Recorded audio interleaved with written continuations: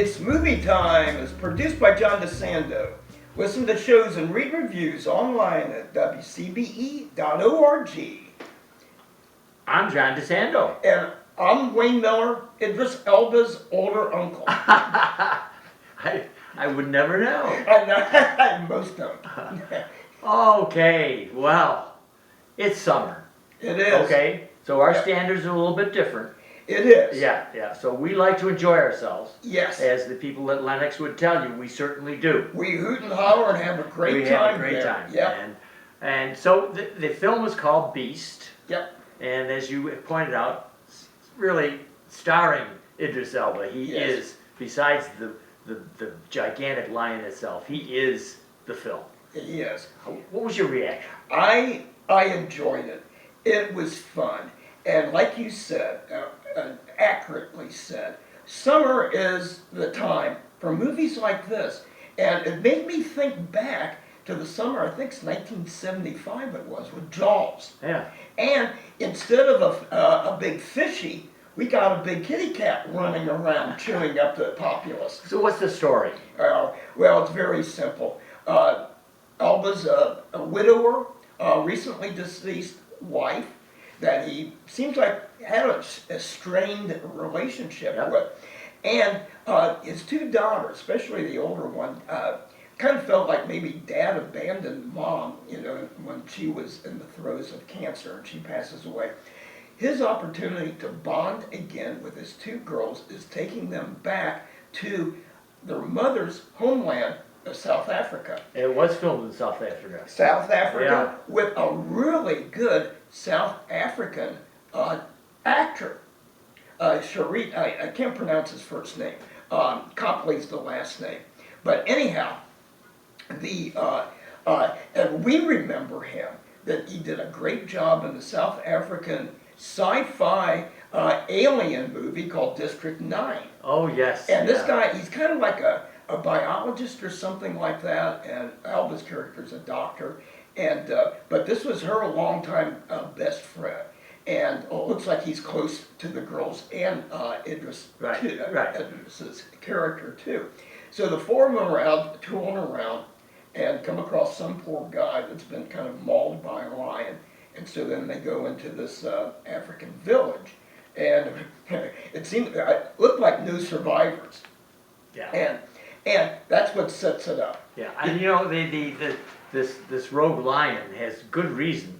Yeah. To be picking on every possible human being he can find, because these poachers have decimated his pride.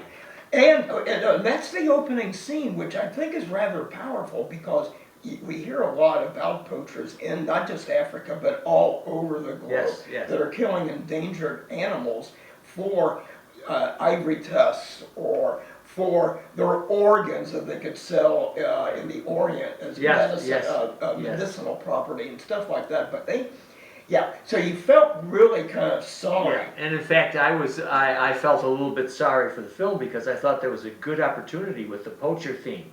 Yes, yeah, and which is touched on a little later when they come across the family that are hiding out. And this is one review I was reading, John, I thought was really kind of funny. That they said, the lion's not named, but we're just going to call him Rory. And so they said Rory probably got some tips from Cujo about trapping a family in a vehicle. Car. Right, yes. Which I thought was really kind of humorous. But brisk pace of a movie. And it goes on, it's only like about 90 minutes long, and it really clips along very well. The lion CGI, people are going to be interested to know, how does this come off? Yeah, and that's where somebody thought the MGM Leo the Lion logo for the MGM studios looks more realistic than the CGI lion. Myself, I thought it was cool. Yeah, it's actually a pretty homely lion. Yeah, well, it gets homelier as time goes by because of his diet. Yeah. And how his diet is turning on him. From what I understand, they take multiple pictures of real lions. Yeah. And they use them, so that I wasn't going to complain about that either. The bonding between Dad and the two girls is, of course, boilerplate stuff. Yeah. And particularly for heroic films or Yeah. horror films, that always seems to be the end game, Yeah. is to getting the family back together again. Yeah, the whole family thing, and you're absolutely right. I think that's the main gist of the thing, and almost like extended family because of their mom's best friend. You know that who meets them at the air, takes them on. You know their like little journey in the backcountry Yeah. and stuff. And you got and you have your setup for this so that everything's taken care of. We Yeah. know that Nate is a doctor, Right. so Yep. his talents and trade will be called upon. You Yep. know that the minute. Then you have the two daughters. Yeah. One of them, a little cutie pie, Yeah, well, yeah. who plays the internet. Yes. So she finds out about the poachers. This is cute. Yeah.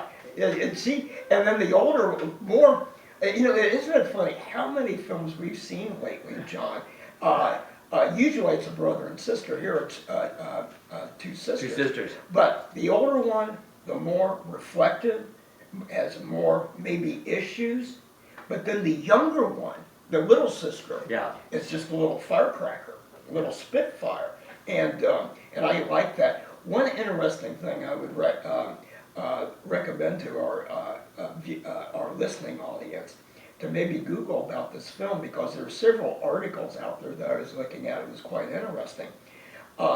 Idris Elba's daughter auditioned and wanted to be cast in the role of the older sister, but they decided not to because they didn't feel the on-screen chemistry was right between the two of them.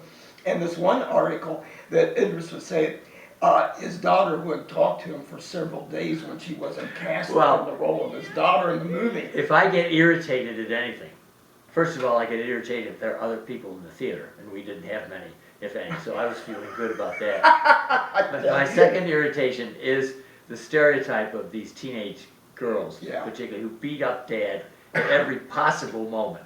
And of course, are going to accuse him of separating from their mom. I mean, I got the whole litany of them. And while she's a doll baby, and she's really smart and so on, please, I know teens are tough. I know. And especially teenage daughters are probably nearly as emasculating of the father as a vengeful ex-wife. Oh, yeah. Or they are like the lion. They're all going after Dad. Poor Dad has a rough time with it. Yeah, he has. And I tell you, John, I think Elba did a superb job. And I would have to agree with you. He is movie star caliber. He is. And he pulls it off. A lot of people, and this has gotten mixed reviews. People generally like it. They like the action. They're not wasting a lot of time watching the thing, and it moves brisk pace. Yes. But Elba is a very gifted actor, and I think he pulls this off better than maybe a lot of other actors could pull it off. Yeah.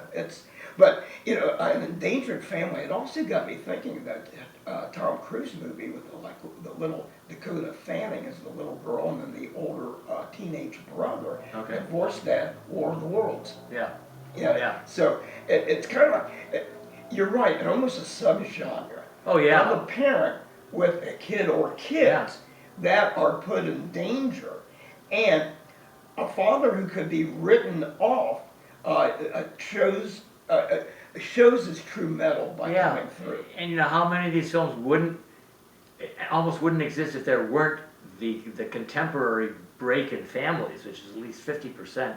And so many of them are about getting back together again. It's just like, oh my gosh, here we go. More. But anyway, I enjoyed the little girls. They did their job right.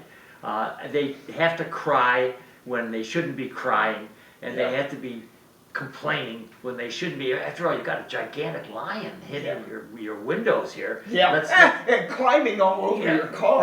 Right.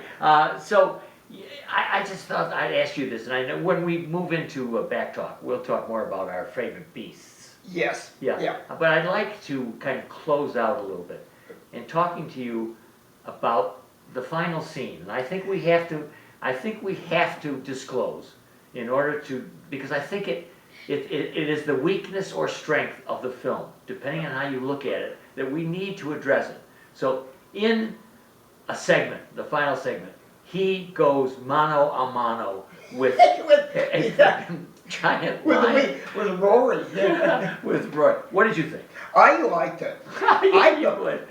You knew I would, and so a rhetorical question you asked me, you knew I would like I it, know it. and I liked it because it was so well made and filmed. That action scene, and once again, you've got a really macho, excellent actor, and man, we were just screaming and jumping around. It is almost like we're rolling in the dust with the lion and the hero. And my eyes were rolling. And let's not forget that they prepared us for this in the sense, in the beginning of the film, when his buddy, the lion comes up and embraces him when they're visiting. Yes. Yeah. Got up and embraced him, which again to me was a bit unusual, a wild animal coming up and anyway, so I'm prepared for this interaction. But I really found it absurd that he could last 1 second with this lion. And you're right, the CGI makes it all pretty real. Yeah. And then you find out his reason for getting involved in it, which is a good one. The reason for his dragging the lion out there, leading the lion out there, because he knows what the other pride is going to do. Oh, attack the lion. Yeah. Yeah. That this is a rogue. This is the other pride was not the welcome wagon. Welcoming in another kitty into their neighborhood. All right, Wayne Miller.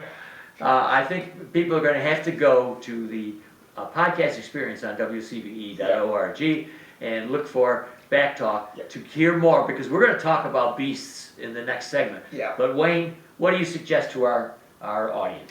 I recommend it. A rather strong recommendation. Good. Somebody looking for an interesting movie, definitely has flaws, but for a summer flick, and go and enjoy yourself in the air conditioning, I think it's cool.